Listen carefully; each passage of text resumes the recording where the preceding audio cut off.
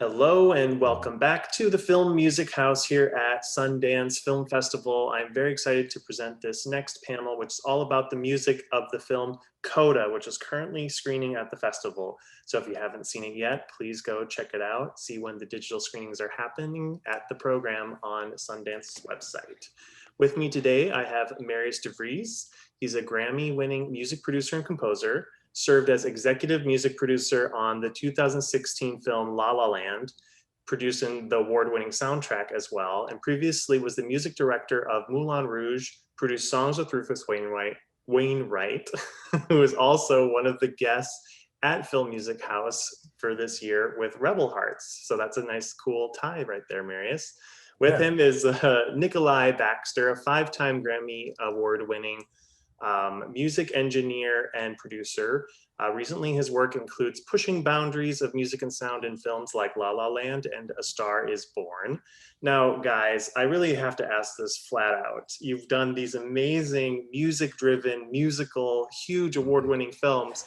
What is it about Coda, a little indie film at Sundance, that really drew your attention? You guys almost seem overqualified because like all of this amazing stuff you work on, and then there's this little film. So I want to know, what is it about Coda that really spoke to you that you're like, I really got to be a part of this film? Well, first of all, I don't think that we're overqualified at all, and every film that comes along has its own challenges. Particularly what drew me to Coda was the opportunity to partner up with Nick again, because I love working with him. And also having met Siân, the director, she just had such a commitment to the project and such a fresh energy in her approach to it, and that was very enticing.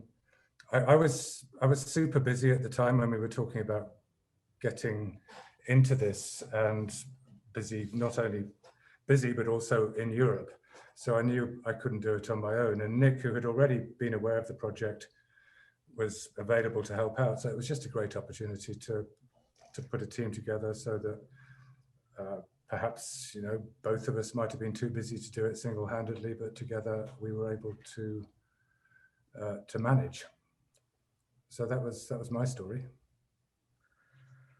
Well put, well put. Yeah, I mean, any chance to work with Marius, I'd jump on right away. We've had so much fun in the past, and you know, I think the people that you're with is super important. You want to have fun working on these projects. So knowing that we were going to be able to collaborate and do it together was a big part of it. And then, yeah, of course, Siân's vision for it was really enticing and exciting. And I think for me personally, her intention to make the movie as realistic, hyper realism on the music front always excites me with film. It's an aesthetic that I'm sort of drawn to more than, you know, the sugar-coated films. So the fact that that's the aesthetic that she wanted to aim towards was really exciting. And I think more than anything else, that's what drew me to it, knowing we're going to have that opportunity. Now, is this your first time with a film at Sundance? Have you been to the festival before? What's your experience with Sundance thus far? It's my first Sundance. Excellent. Me too. Yeah. Excellent. Well, I'm sorry that it's the virtual Sundance as part of the experience. I feel cheated. Part of the experience, yeah, going to Park City and all, but still, it's a fantastic festival with wonderful programming. So fingers crossed that the next film that you guys do also gets into the festival so that you can get some future Utah time. We definitely got cheated, for sure. I had my skis ready. Yeah, if you're both skiers, of course, now's the time to go. I'm sure nobody's there. The film seems to focus about a child of deaf parents. Coda is the acronym, and her getting to fall in love with music and choir. Were you involved with the choral elements of the film, or were you strictly just involved in the underscore process? Oh no, we were both heavily involved in the choral parts. For me, I jumped at that chance because I used to be in a choir myself. I was a chorister at St. Paul's Cathedral in London. So whenever I get a chance to write for a group of singers, it's always something I relish. But we had to prepare all of those choir arrangements quite carefully because it's a not very good school choir, at least to start with. So you want to kind of do your best work to write appropriately and imaginatively, and at the same time you have to make it feel like you're writing something which is commensurate with the level of ability of the actual school choir.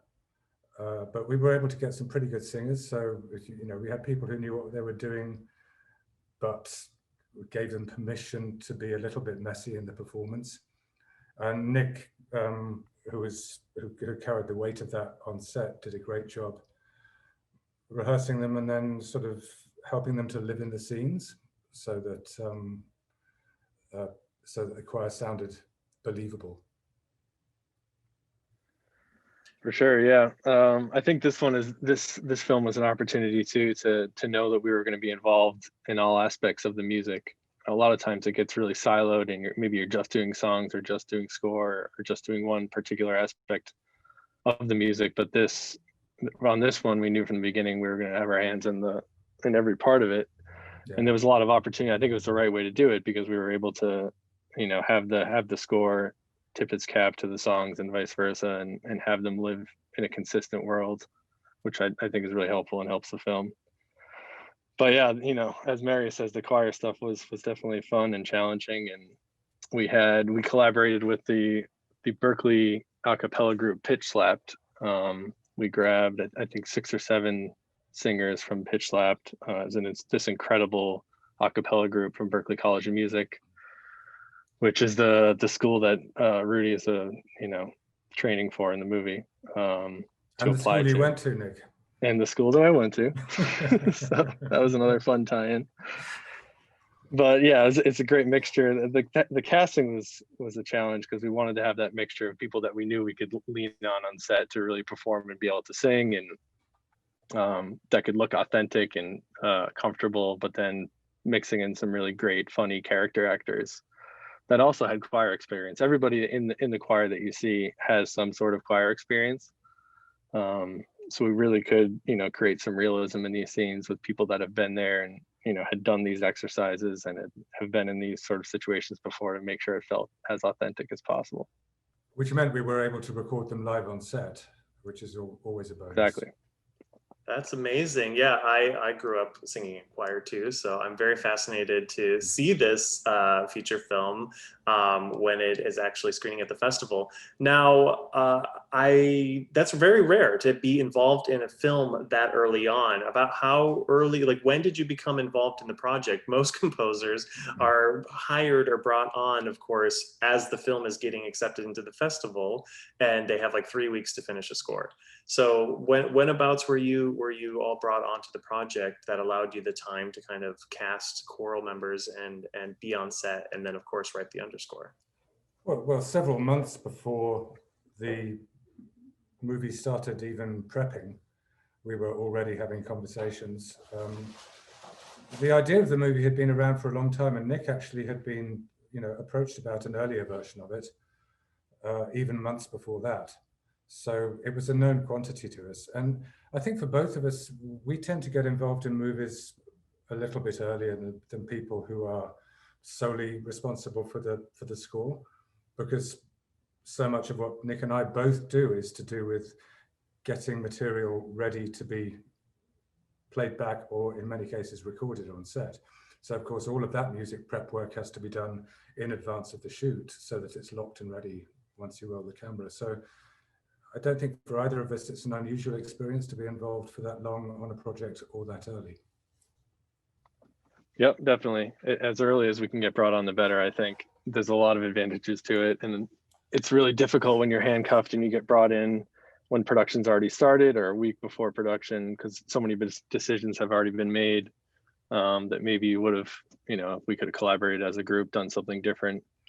But this one for sure, there was so much that went on before we casted, before locations were found, just finding the music, talking about, you know, figuring out what the songs were going to be, figuring out the character arcs, making sure the people that we casted were going to be able to, deliver that hyper realism that we wanted. A lot of things early on that it was so great to be able to collaborate with Sean a few months before production started. Was the choral music existing choral music, or did you write original pieces for it? And can you talk a little bit about that prep? This is a very unique opportunity, obviously, to have this conversation, as most people are involved later on in the kind of post-production process. So I'm very curious to hear about that pre-production and then during shooting process of getting direction. Is there a spotting session involved? You know, are you going off of script, obviously? So if you could just kind of spell that out, I think that would be a wonderful thing to learn. Well, the songs which turned into the choir pieces are all known songs. So the first task was to choose the repertoire and then to clear it. And then once we knew what the songs were, it was a question of working first of all with Fadia and Emilia to help us set keys that would be most comfortable for the people we'd be focusing on most. And then really it was just a question of taking those songs and reimagining them as a cappella pieces, which I sort of started off that process in London, sent them to Nick, and then he carried on developing them with the singers. And you should take over from there, Nick.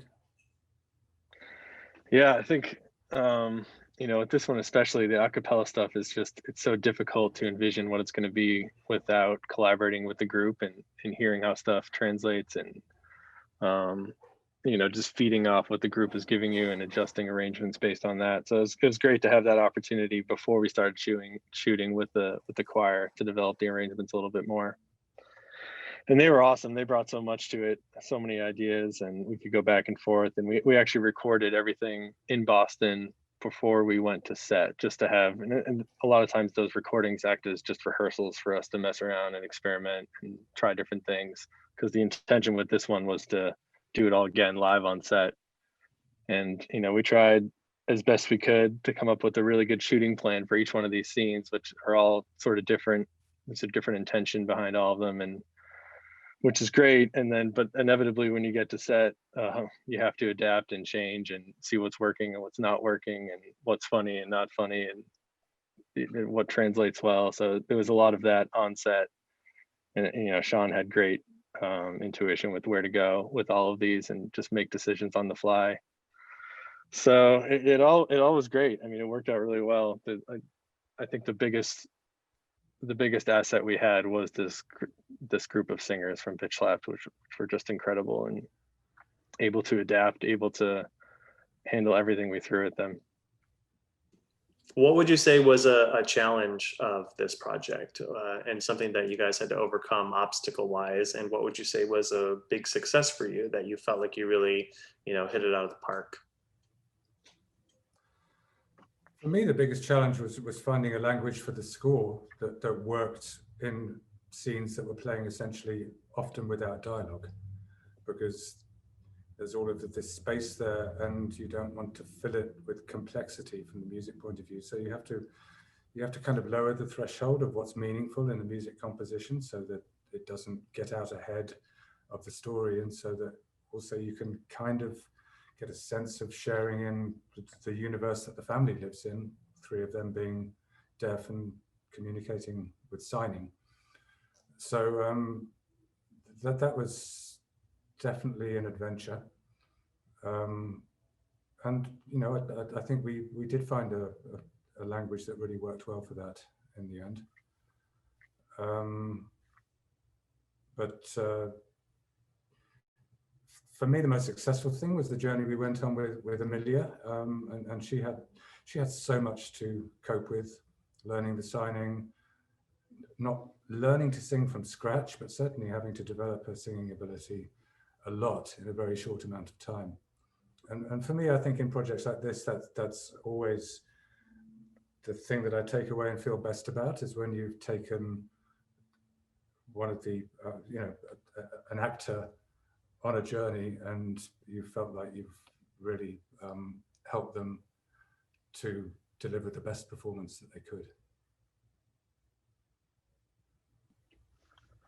Yeah, I would say definitely the most challenging part for me. There was a week when we just started shooting, production had just began. We were still casting the choir and still recording and rehearsing some of these choir songs, and everything sort of came together in that week all at once. And it was a long week. I think it was probably over 100 hour, maybe 110, 115 hour week, with just around the clock in the studio through the night, on set the next day,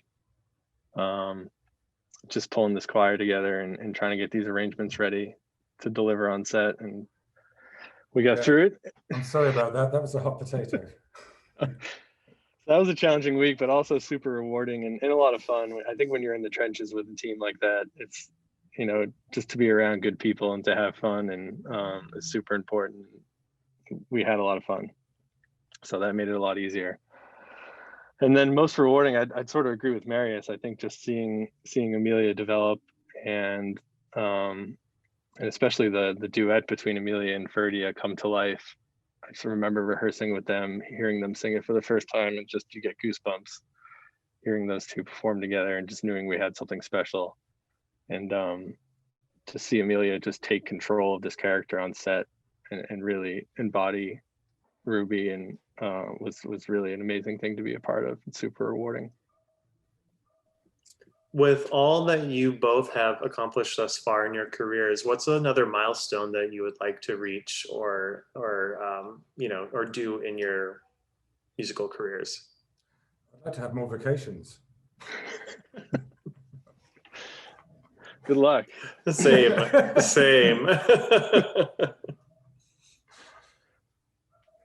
I don't know how to top that one. I don't really think like that. You know, each project that comes along, I'm drawn to it for one reason or another, and each one is its own thing. I'm grateful to be keeping busy and to have stuff to do like Coda, which is challenging and rewarding. Likewise, yeah. I think whenever I pick up any new project, I sort of look through it and try to find that moment where there's an opportunity to do something different and special and unique. Maybe try something that hasn't been done before.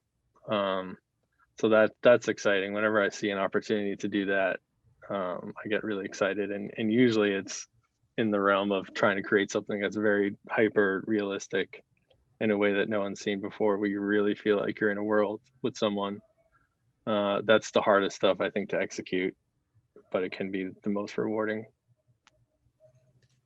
And what's coming up next for you both? Are you working on anything that you can talk about, or any projects? Well, I worked on a movie last year with Leos Carax and Sparks called Annette, which is an Adam Driver musical, and that's coming out at Cannes in a couple of months' time. So I'm looking forward to that being released into the world. And then in the meantime, I'm just starting up an animated picture, which is the first animation I've done for a couple of years, and that's working with Ron Howard at Paramount Studios. So first time I worked with Ron, who's a wonderful director, and I'm thoroughly enjoying that so far. So it's going to keep me busy for the foreseeable future. I can't wait to see Annette, first of all. I can't wait to see it either, because I still haven't seen the finished thing. Bit scared. Hearing some of those stories.